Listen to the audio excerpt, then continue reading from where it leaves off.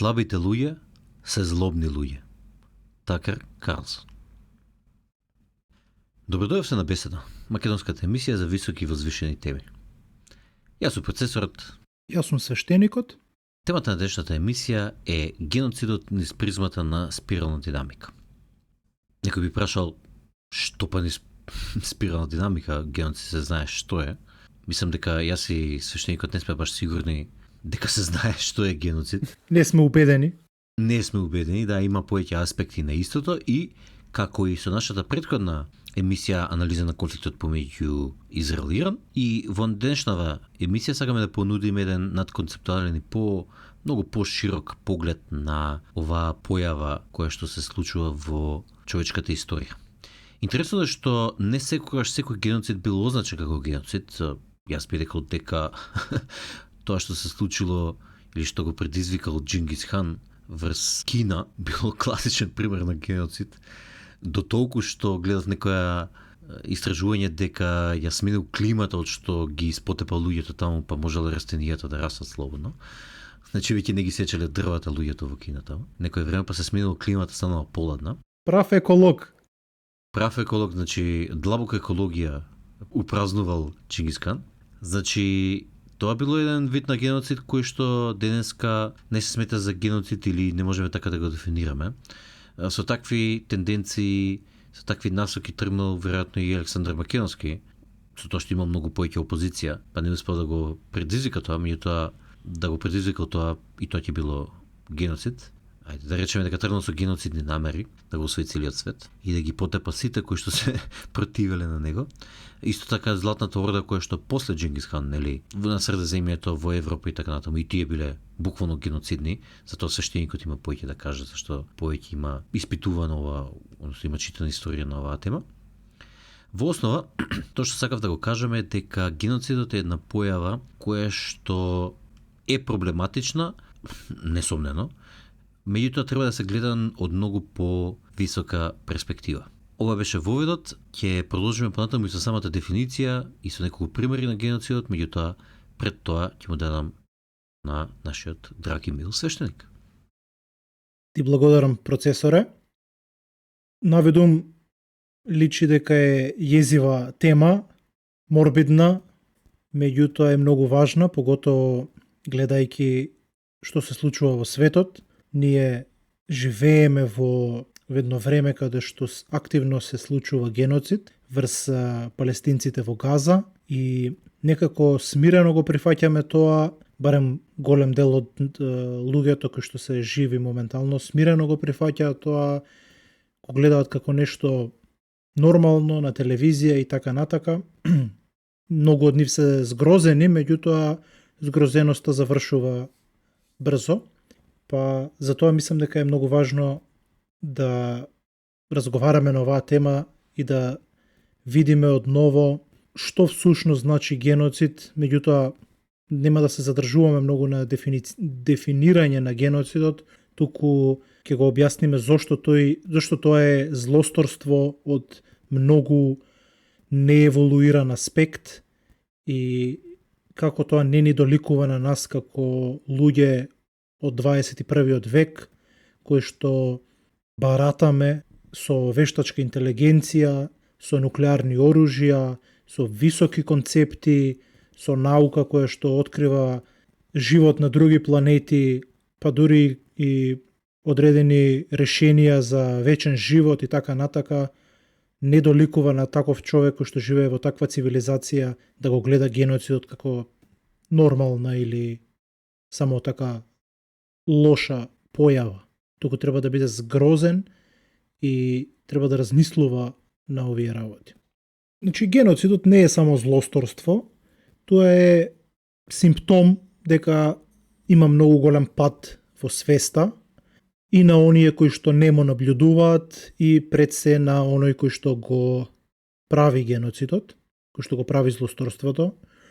Значи, појавата на геноцид сигнализира голема регресија од одредени повисоки вредносни структури кон пониски, кон некои ригидни верувања, правила, кон тоталитарни нивоа на постоење и така натака.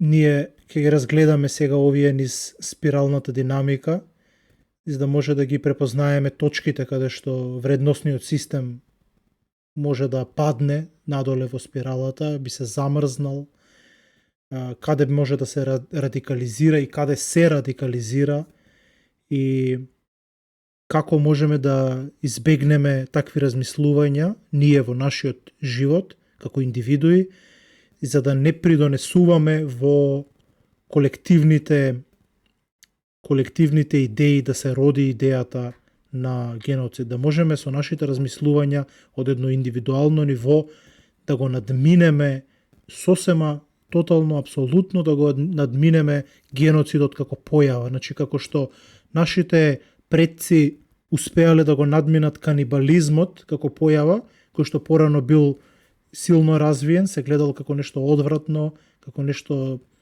како гнасен злочин, меѓутоа се случувал. Со тек на време луѓето толку многу се оддалечиле од тие концепти, што тоа сега е далеку заборавено во минатото. Треба тоа да се случи со геноцидот. Јас искрено мислев дека тоа веќе се случило и дека тоа завршило со Втората светска војна, меѓутоа после се чини дека ние се уште не сме излезени од некои матрици на ниска свест и затоа со овој разговор денеска ќе допринесеме кон едно мало издигање на свеста во оние кои што го слушаат ова. Сакаш ли да започнеш со разгледување на геноцидот низ спиралната динамика или сакаш јас да започнам? Па јас мислам дека убаво би било чисто да дадеме една кратка дефиниција за што е геноцид според Конвенцијата за спречување и казнување на злосторството на геноцид, кое што важи денески, кое што е прифатено од луѓето. Може? Да, секако. Да, значи според оваа конвенција, геноцид е кое било од следниве дела сторено со намера да уништи целосно или делумно национална, етничка, расна или религиозна група како таква, преку убиство на членови на групата, предизвикување сериозни телесни или ментални повреди на членовите на групата, намерно пореметување на групните услови на живот со цел да се донесе до негово физичко уништување на таа група, наметнување на мерки за спречување на раѓање во групата и насилно пренесување на децата од групата во друга група. Значи, ова е дефиницијата во Конвенцијата за спречување и казнување на злосторството на геноцид, кој што ние како членки на Обединените нации после Втората светска војна ја имаме прифатено дека ќе се бориме против геноцидот. Како што кажа свештеникот, не толку успешно, и јас верував дека тоа е завршено, меѓутоа испадна дека не е. Сега би дал неколку примери на геноциди од минатото и од денешницата. Класичниот пример е национал-социалистите, односно нацистите врз евреите. Тоа е класичен пример за геноцид, меѓутоа тоа е еден најразвикан пример кој што не е единствен на светов. Друг пример е турците врз арменците после распаѓањето на Османлинското царство и Младотурската револуција. Грција со Англија врз македонците во Беломорска Македонија. Тоа е екзодус и геноцид, затоа што покрај бркањето на луѓето биле утепувани луѓе, биле врз мирни цивили во селата фрлано напалм и слично, кои што не се борци. Значи тоа очигледно кажува дека идејата била да се уништи македонското население таму. Геноцидот на хутите врз туците во Рванда. Сребреница можеби, многу има проблематични извори и сведоштва околу оваа работа, околу овој настан. Јас би исто така би го спомнал и намерното убивање на кинези од страна на Јапонија во Втората светска војна. И тоа мене ми личи на геноцид. Исто така Соединетите американски држави со окупацијата и со намерното уништување на луѓето во Виетнам, особено со Агент Оранж, со уништување на самата почва за да не можат луѓето да имаат храна и да ги поддржуваат тие што се против нив. ИСИС исто така има геноцидни намери во нивниот настап и во модерно време, за жал, во сегашно време, во реално време, израелците врз палестинците во Газа. Ето тоа се неколку примери на геноцид, а сега мислам дека свештениче треба да почнеш со анализата од аспект на спирална динамика. Така, доколку се навратиме на најпрвото ниво, тоа е она основното сиво, мислам дека беше, или беше животинско. Според Беш, геноцидот е најнормална појава, значи тоа е единствен начин да го отстраниш оној генетски фонд на непријателот од твојата територија, за да не остави популација, за да не те победи кога ќе бидеш послаб, да не ти ги краде женките и така натака. И тоа е сосема нормална и пожелна појава на тоа ниво на свест, а тоа е животинското ниво на свест, каде што дури тешко е да се разликува индивидуата или другата индивидуа од природата. Тешко е оној кој што има таква свест да разликува дека другиот човек спроти него или другото суштество спроти него е исто така живо, бидејќи толку е ниска свест. Како што одиме нагоре, доаѓаме до онаа племенска свест, виолетова, која што исто така за нив или исто така геноцидот го смета за нешто сосема нормално. Зошто? Бидејќи се што е надвор од племето е злобно, не заслужува да постои, едноставно нема место за него во овој прекрасен магичен свет и треба да биде уништено и тргнато. Меѓутоа, геноцидот во рамки на племето е забранет и тоа е многу страшна работа. Таа се казнува и се гледа многу се осудува. Како што одиме нагоре, стигаме до црвеното. Црвеното е поле на војување и поле на освојување. Овдека геноцидот игра многу голема улога и е воспален, бидејќи тоа е не само начин да освоиш некој, туку тоа е и начин да го заплашиш, тоа е и начин да го искористиш непријателот против тебе или да искористиш твојата моќ најдобро што можеш, еден вид на економско користење на моќта, за да не се врати некогаш непријателот, за да не се создаде потомство кое што понатака ќе израсне и ќе ти се закани, за да можеш да ја зацврстиш својата сила и исто така да покажеш на другите луѓе, на оние кои што ти се поданици, дека ти си силен. Тоа покажуваш сила со тоа што ги убиваш непријателот. Тука ќе ја спомнам Златната орда, ќе ја спомнам, па и самите монголи како цивилизација во тоа време, кај нив геноцидот било нешто сосема нормално после гласање. Кога ќе се изгласа одреден кан, оној главен кан над кановите, тогаш природна постапка и постапка која што била пофалена и прифатена како нормално нешто, било срамота да не го направиш тоа, а тоа е да направиш геноцид врз канот кој што ти бил главен соперник. Значи, доколку гласот е, да речеме, 60% за тебе, а 40% за тој другиот кан, и ти победиш, она што треба, што е морално прифатено да го направиш, е да ги убиеш сите од оној табор на канот кој што изгубил. Значи, ем демократија, ем геноцид. Така е. Демократски воведен геноцид. Најдоброто од двата света. Како што напредуваме со свеста, стигаме до плавата фаза. Тука веќе геноцидот е нешто кое што е морално проблематично, се избегнува, се прави само во крајни моменти кога гледаме дека одредена група забегала толку многу, не е компатабилна со нас, не можеме да живееме со неа.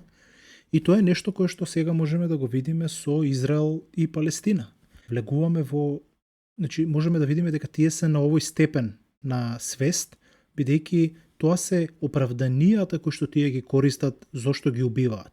Тие велат, па овие се дивјаци, овие имаат некои верувања кои што не се согласуваат со нашите верувања, многу се некомпатабилни со нас и така натака, па мора да ги убиеме. Значи може да се види дека овие оправдувања се класични оправдувања на плавата фаза на свест во спирална динамика и можеме од тоа да заклучиме дека ова е ниска форма на свест и ниски форми на аргументирање и на одбрана на тој злостор кој што го прават моментално израелците. Како што одиме нагоре, одиме до портокаловата. Портокалото ниво на свест е свест кој што исто така може да направи геноцид, меѓутоа го прави многу тајно, многу скриено, се срами од тоа, гледа колку што може повеќе да избегне. Тука би ги спомнал Америка со Agent Orange, портокаловиот агент кој што ги труел виетнамците и така натака, или пак бразилците кои што ги убиваат племињата во шумите, во амазонските шуми во Бразил и го кријат тоа, бегаат од тоа и така натака. Тие не го оправдуваат како што израелците го оправдуваат геноцидот, туку го кријат, се срамат од него, бегаат. Значи тие знаат дека е неоправдливо нешто, меѓутоа сепак го прават затоа што гледаат дека е најлесно решение во моментот. И ако отидеме во зелената фаза, јас верувам дека тука геноцидот веќе завршува. Тоа е ниво на свест каде што веќе не би имало геноцид или геноцидот би бил тука би бил едноставно феномен, злостор кој што му припаѓа на минатото и сите и покрај тоа што може да има војни, може да има протерување, може да има некој вид на културолошки геноцид и така натака, одредени угнетувања, гетоизирање и така натака, меѓутоа не би дошло луѓе со каде што доминира зелената свест, не верувам дека би западнале во практики како геноцид, а како што одиме нагоре, тука веќе жолтата, која што воопшто не ни размислува на геноцид, едноставно ги гледа сите видови на размислување како само делови од еден поголем начин на функционирање и на размислување, и тој бара тие да му кажат што мислат, го бара мислењето, го бара ставот на другите, за да може да создаде, да еволуира и он. Че во момент, доколку израелците беа со жолто ниво на свест, со надконцептуално ниво на свест, тие не би ги гледале палестинците како еден вид на непријатели, како некомпатибилни, туку би гледале да научат од нив нешто што може за да напреднат и они. Па дури интересно ова што го кажа, во основа и палестинците и израелците се семити. Тие потекнуваат од ист народ. Тоа е братоубиствена војна практично.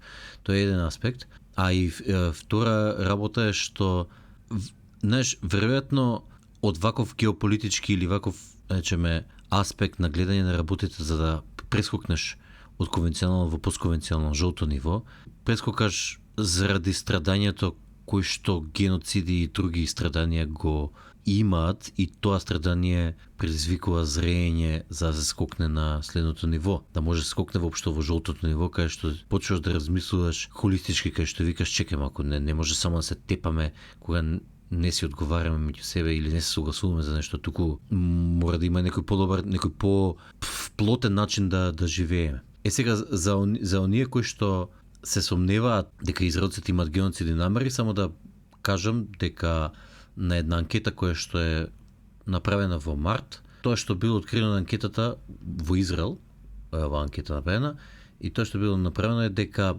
82% од израелските евреи го поддржуваат насилното бркање на палестинците од Газа, а во исто време 47% од израелските евреи, значи 47%, скоро половина, за 3%, одговориле со да на прашањето дали го поддржуваш тврдењето дека израелската армија кога ќе освојува непријателски град, треба да делува на начин сличен како што израелитите делувале кога го освоиле Джерико под водството на Џошуа, односно да ги убијат сите жители на тој град. Значи 47% од израелските евреи одговориле да, практично одговориле да за геноцид. Што е индикатор дека нивното ниво на свест е многу ниско.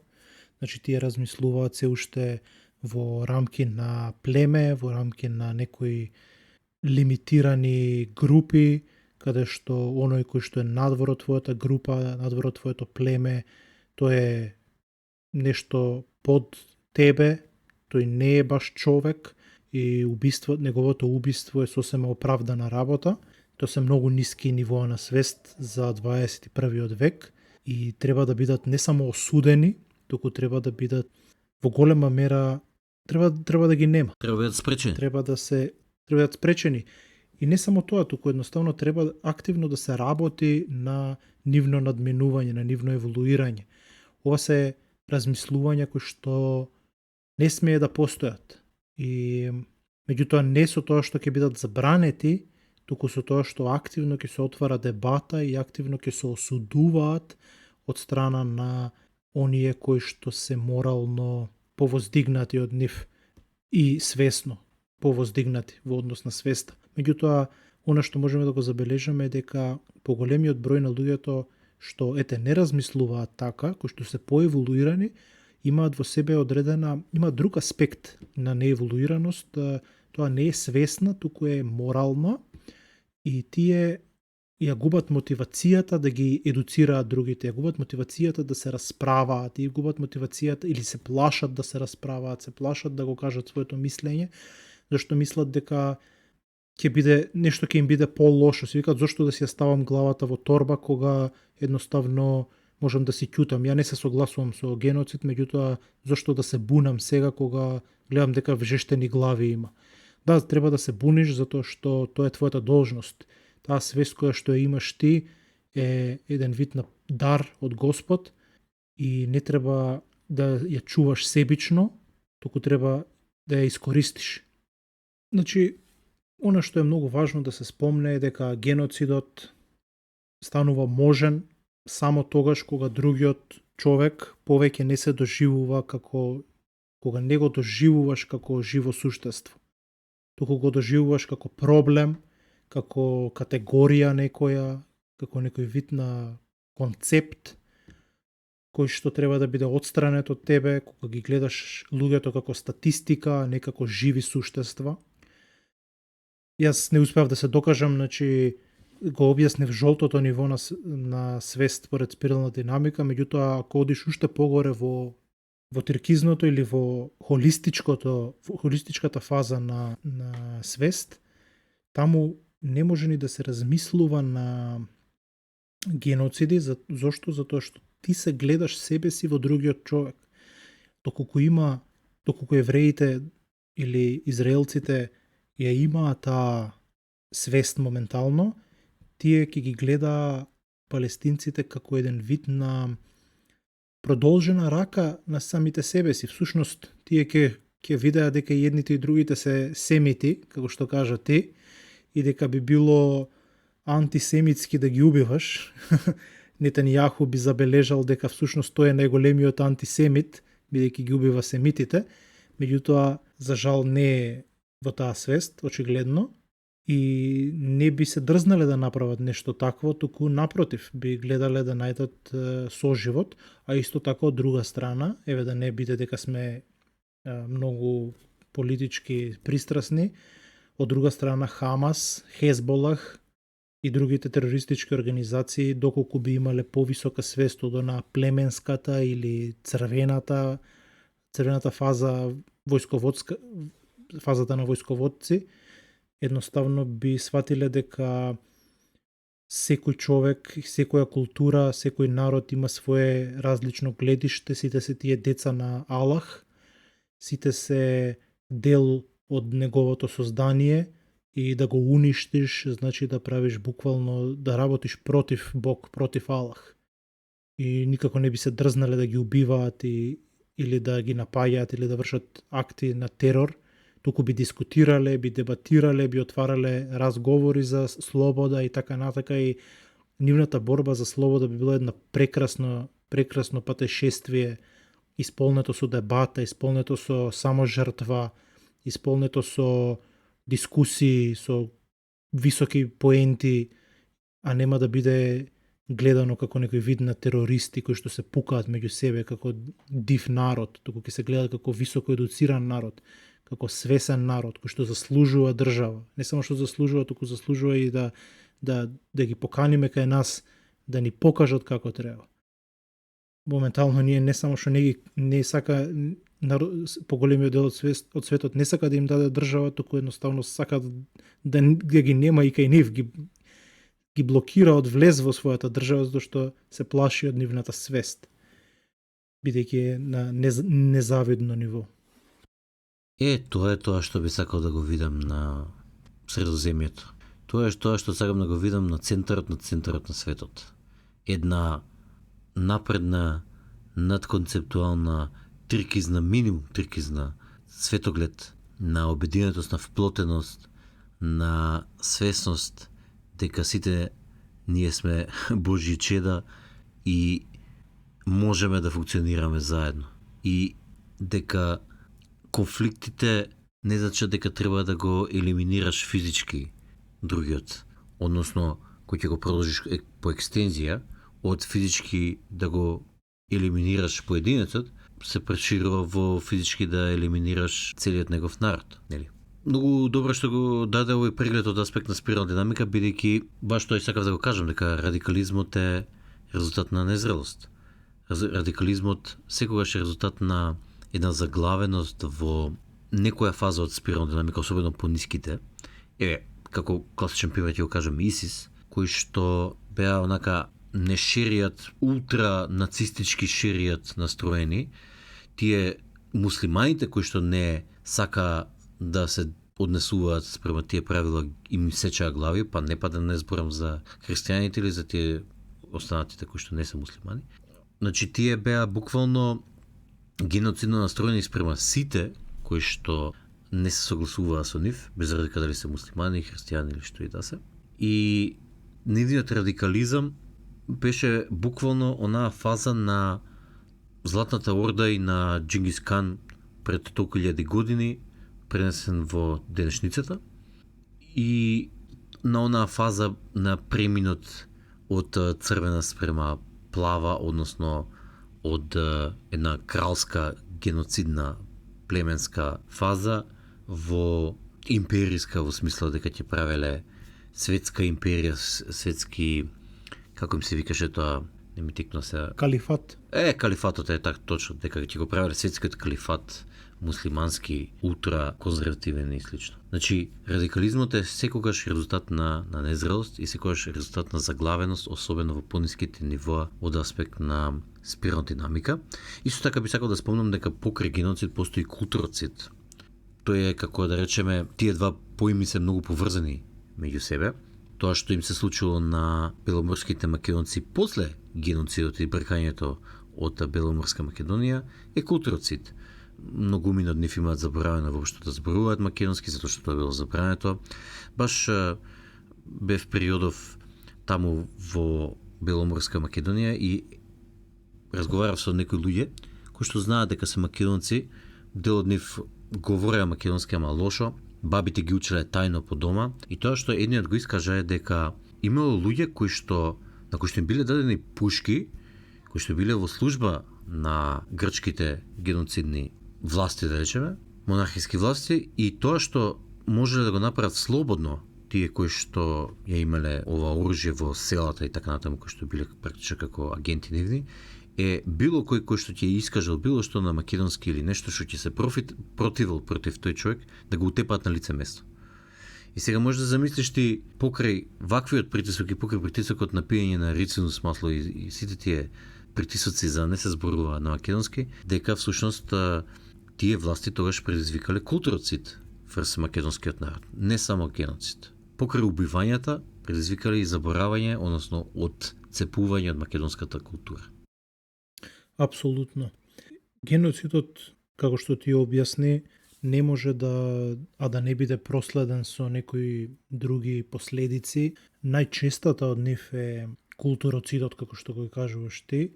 Исто така, еден од ефектите кои што понатаму се чувствува долги години, векови после еден извршен геноцид, и врз народот кој што бил извршен, меѓутоа и врз извршувачот, злосторникот, јас би го нарекол како, ако можеме да кажеме, како спиритуална болка или спиритуоцид, ако можам да го создадам овој термин сега во моментов.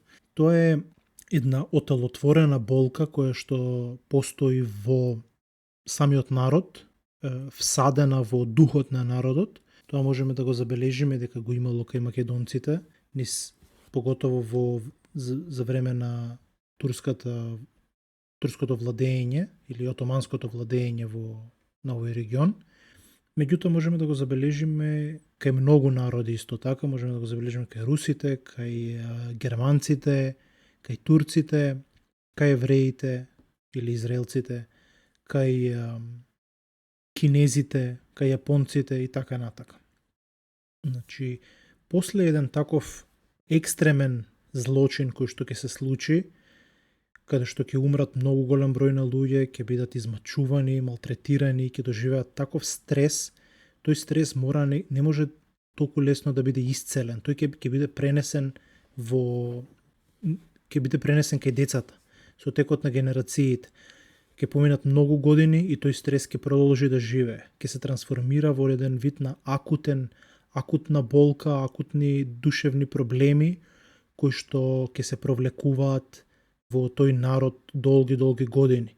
И тоа е она што Екарт Тол го нарекува колектив отелотворена болка, и јас мислам дека станува збор за истиот концепт кој што хиндуистите и будистите го нарекуваат карма. Тоа е всушност кармата. Кармата е една отелотворена болка, отелотворена меморија која што ја има една индивидуа, меѓутоа воедно ја има и народот. Таа се наследува од родител, меѓутоа се наследува и од минатиот ти, тоа што си го правил во минатото, кога си бил мал, и така натака. И тоа колективно те обликува и ти ја обликува судбината. Меѓутоа, да се навратам на што сакав да кажам во однос на духовните трауми кои што може да ги создаде геноцидот, кај оние кои што биле жртви на геноцид, оние народи кои што биле жртви на геноцид, секогаш ќе постои тоа страдање, тој стрес кој што бил предизвикан, ќе биде пренесен на децата, кои што можеби не го ни доживеале, се родиле отпосле, меѓутоа тој стрес ќе биде пренесен од нивните родители, тие ќе го пренесат кај нивните деца во вид на некоја друга болка, во вид на некој друго расстройство и така натака. И секогаш ќе има, кога ќе влезеш, кога ќе живееш со нив и кога ќе ја проучиш нивната традиција и така натака, ќе видиш дека има некоја форма на одбрана од некој стрес кој што моментално го немаат, меѓутоа го имале во минатото. Како кај нас, кај македонците кои што имаме одредени традиции, одредени обичаи, кои не можеме да сватиме зошто постојат сега, меѓутоа ако се вратиме 100, 200, 300, 500 години во минатото, ќе видиме зошто тие постоеле. Тие се еден вид на една колективна меморија на страдањето кое што нашите предци го имале тогаш. И ние не можеме да речеме, па добро, тоаш сега нема поента, само ќе ја отфрлиме оваа традиција. Ти ќе отфрлиш традицијата, ама таа душевна меморија не можеш да ја отфрлиш. И таа ќе се манифестира на нешто поболно. Затоа традицијата е еден вид на постепено лекување. Тоа не може одма да се излечиш ти од тие шокови. Меѓутоа со тек на време мора да дозволиш тие традиции, тие обичаи да те исцелат. И затоа традицијата треба да се менува. Јас не викам дека традицијата никогаш не треба да се менува. Меѓутоа треба да се менува постепено. Треба да дозволиш да еволуира и да се претопува во нешто поздраво и подобро, а не радикално да сечеш со нож и да речеш од денес не постои црква. Од денес, не знам, веќе нема да има семејство, сите ќе бидеме комуна. Не може така. Така тоа не може да функционира, ќе создадеш далеку поголеми проблеми. Исто така, геноцидот му влијае и на злосторникот, на оној народ кој што го извршил геноцидот. Кај нив постои меморијата дека тие се способни за убиство, за уништување бебиња, жени, невини луѓе, и колку и да е тој народ несвесен, колку и да се тие злосторници несвесни со ниска форма на свест, сепак во нив ќе остане таа меморија дека тие го направиле тој злочин, и таа ниска свест ќе се пренесе кај децата, тие ќе бидат свесни за тоа што направиле нивните родители, и таа енергија на злостор ќе се пренесува во традицијата, и многу тешко е понатаму, без разлика, дури никогаш да не го осудат тој момент, едноставно самиот акт, самата способност да направиш такво нешто ќе се провлекува и ќе прави проблеми во живеењето на тој народ кој што го извршил злосторот. И јас мислам дека тука примери се германците, примери се американците, примери се турците кои што ги правеле геноцидите. Можеме да видиме дека американците кај нив константно има еден момент на пукање во школи, во училишта, има секогаш се на работ на граѓанска војна и така натака, бидејќи не можат да се излечат од криминалите, гревовите кои што ги правеле во минатото, нивните предци. Тие не ги прават сега, меѓутоа нивните предци ги правеле врз домородните американци, врз индијанците, и сега тоа се провлекува кај нив. Едноставно тие злочини, тие не се слободни од она што нивните предци го правеле.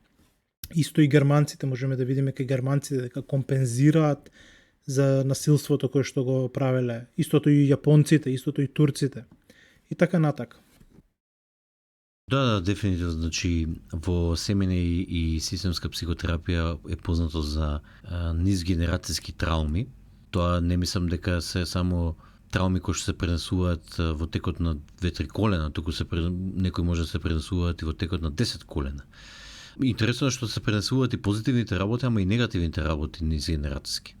И борбата е низгенерацијска. Секоја борба е низгенерацијска, не е моментална. Еве, еден пример за денешниот демографски колапс, например, општо на популациите во светот, особено кај белците, особено кај нас, еве и во Македонија. Значи, таа борба за да денеска живеат луѓе и да има и воопшто да ги слушаат овие емисии и да си пишуваат на Твитер или да се сликаат на Инстаграм или да одат на работа или да јадат или да живеат и било што да прават, таа борба предците нивни со крв и со пот ја платиле и дошле до нив и нивното одбивање да учествуваат во таа борба, во таа низгенерацијска борба за да продолжат во следната генерација е апсолутна морална катастрофа и ужас. И мислам, знаеш и јас и ти дека за истата работа се имаме расправено и не имаат напаѓано, а всушност не знаат дека не напаѓаат оние кои што постојат благодарение на нивните предци, кои што толку многу истрпеле за да можат да постојат воопшто. И сега тие не сакаат да го преземат товарот на низгенерацијската борба.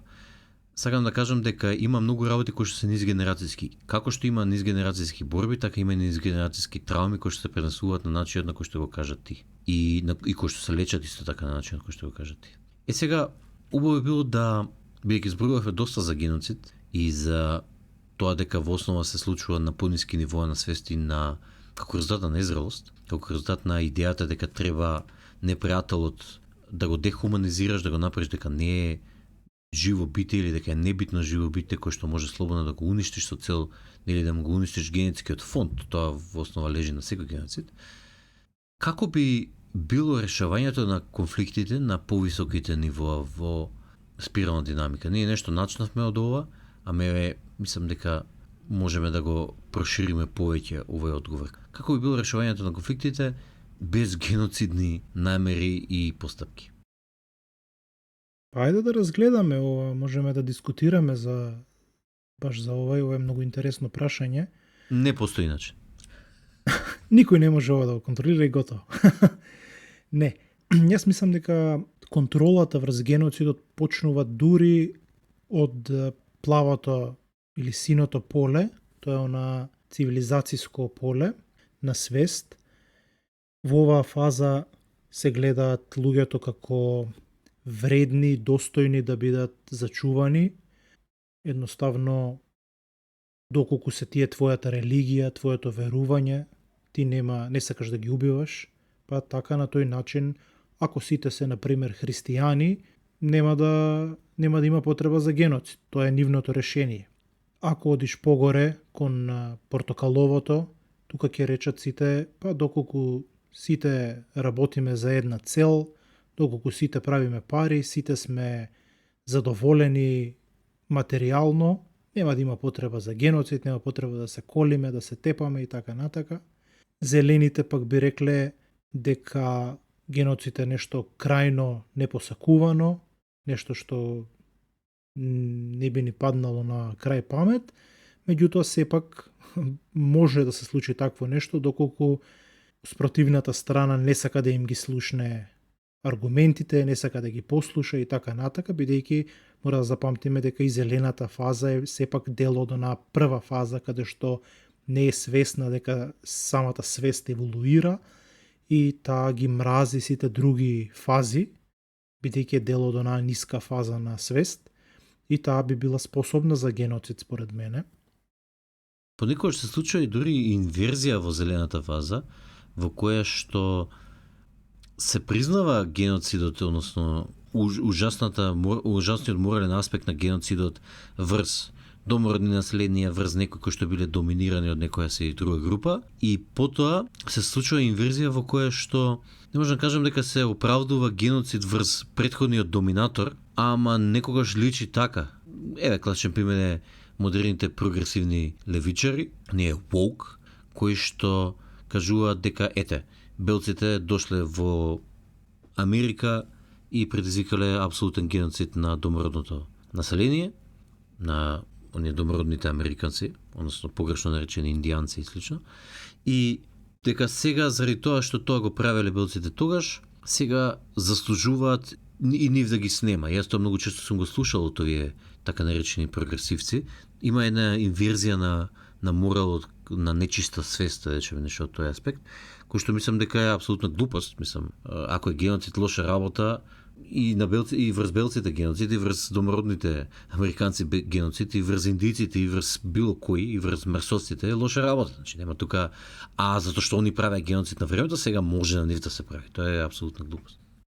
Апсолутно, и тоа можеме да го видиме и деновиве, кога Иран го возврати нападот кон Израел и почна да го бомбардира Тел Авив, можеме да видиме голем дел од прогресивците кои што го критикуваа, со право го критикуваа Израел во своите геноцидни активности, сега гледаме дека се радуваат на смртта на одредени невини евреи, израелци во градот кои што не учествувале во убиствата, не учествувале во креирање на политиките, туку си се нормални луѓе кои што живеат. Меѓутоа, овие луѓе не се доволно свесни, покрај тоа што се доста свесни во зелената фаза, тие не се доволно свесни за да не бидат емоционални, да се издигнат над тие идеологии и концепти, и сепак ако нешто им оди во прилог, тие се радуваат без разлика да е без способност да ја видат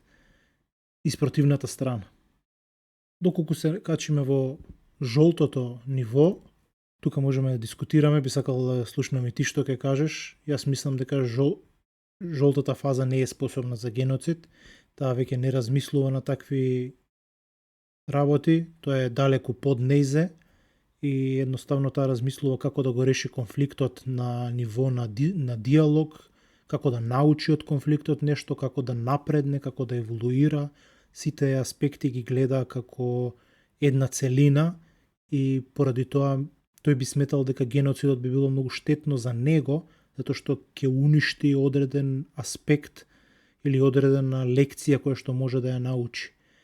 Ако одиме па уште погоре кон холистите, кон тиркизното, едноставно таа свест ги гледа сите луѓе како едно, буквално јас го гледам другиот како дел од мене, јас сум тоа, не сум само во едно тело, туку сум во сите тела, и тука мислам геноцидот е смешен концепт, мислам тоа е како животински концепти се тоа веќе таму.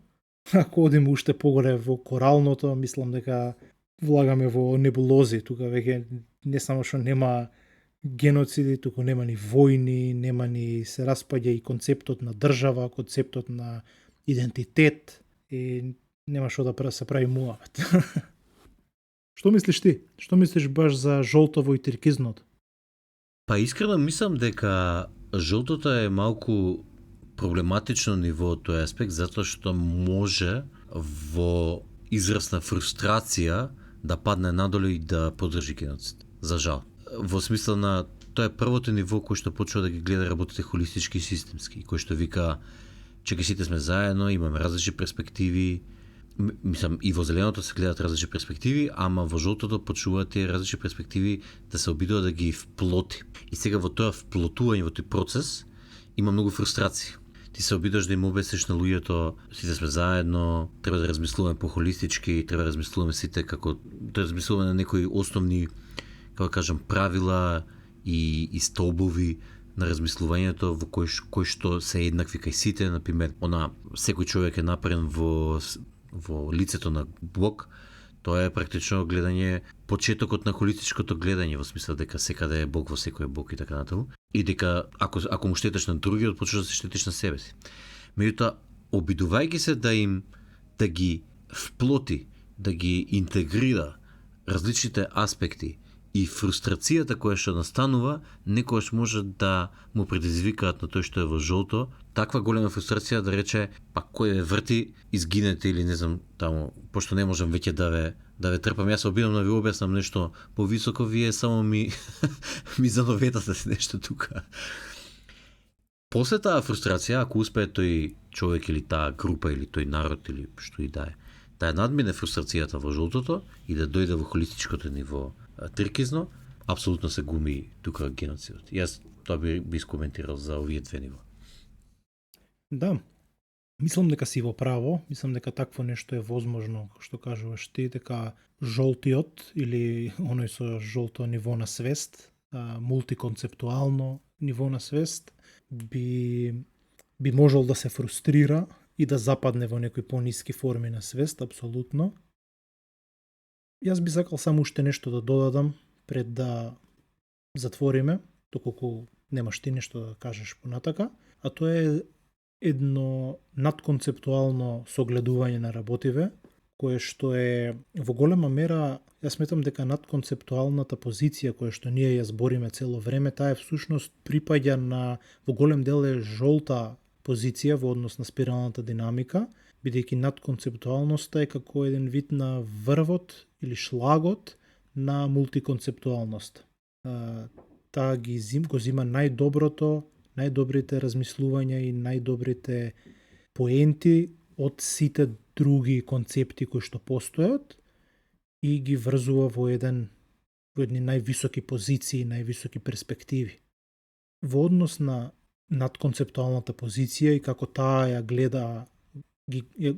гледа геноцидот, како еден човек со надконцептуална свест и размислување во свет кој што не е таков, кој што е измешан со свеста, кој што е попримитивен од него, како тој би реагирал, како тој треба да живее, што треба да направи во овој момент.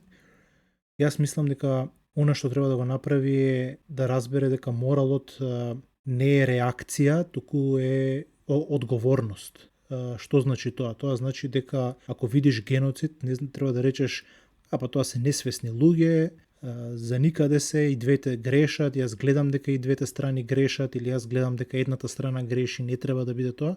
Меѓутоа, тоа е животот, јас да гледам да си го спасам моето и така натака. Тоа не е доволно според мене. Мислам дека на надконцептуалната позиција не е доволно да не бидеш злочинец. Не е доволно да речеш јас не сум таков, јас нема да го правам тоа, нема да учествувам во тоа, не е доволно тоа. Тоа е добар почеток, меѓутоа не е доволно.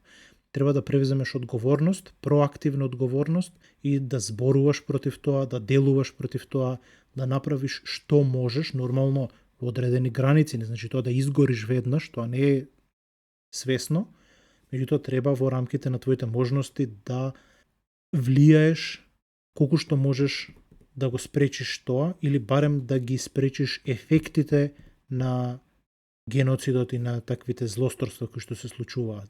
Ефектот врз луѓето во твоето окружување. Со ова последно што го кажа, целосно се согласувам. Јас тука би се навртел и на онаа темата што зборувавме за менторство.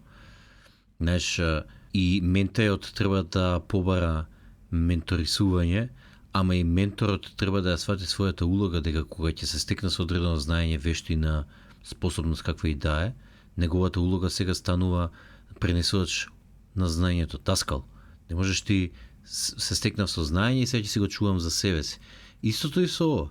Ако ти се стекнал со перспектива надконцептуална, во која што геноцидот е смешна работа, во која што истиот е една заостаната работа која што треба да се надмине, таа твоја свест, тоа ниво на свест, имаш обврска да го менторираш другиот дел од човештвото кој што не го стигнал тоа. Затоа што другиот покрај тоа што ајде да речеме обврската твоја морална да бидеш ментор од тој аспект нема да си ја исполниш. Тоа е една голема морална трагедија, односно негативен морален аспект.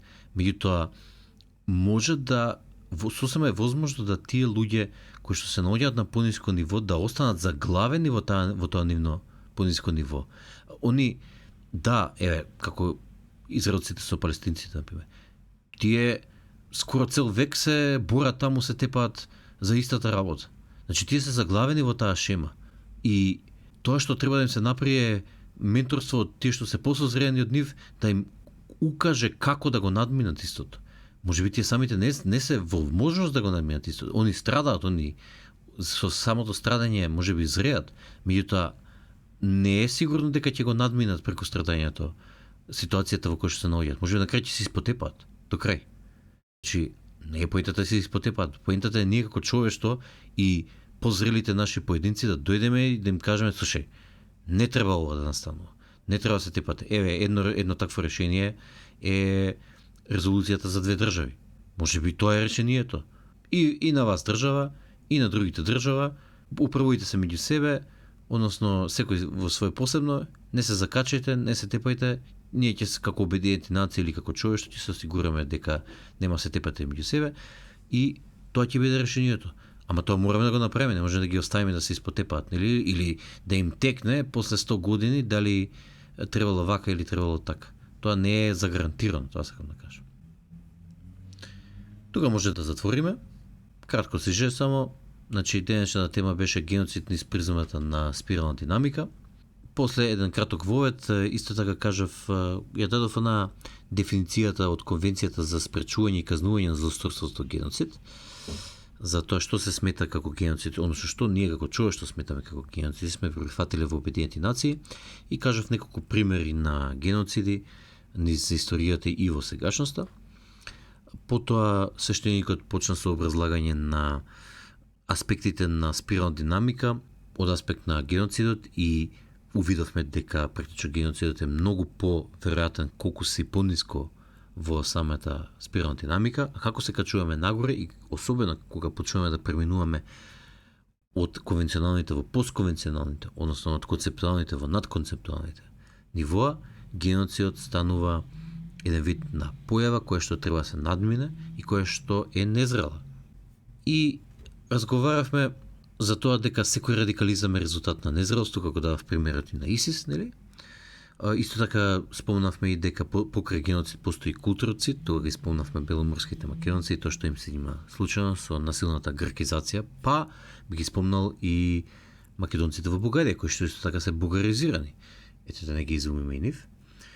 И на крајот разговарахме за какво би било решавањето на конфликтите на повисокото нивоа во спирална динамика и тука свештеникот даде многу добри практично осврти на тоа како се решаваат. Исто така интересно што го искоментиравме е дека понекогаш оние луѓе кои што се наоѓаат во жолтото ниво од спирална динамика можат заради фрустрацијата на тешкотијата на интеграцијата на сите различни нивоа да се спуштат надоле и да оправдаат други геноцид.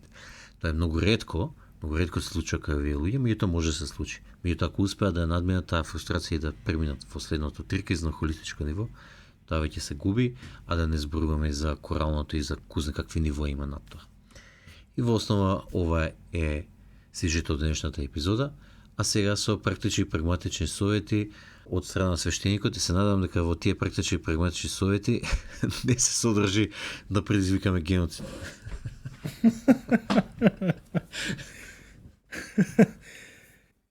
Секако дека не.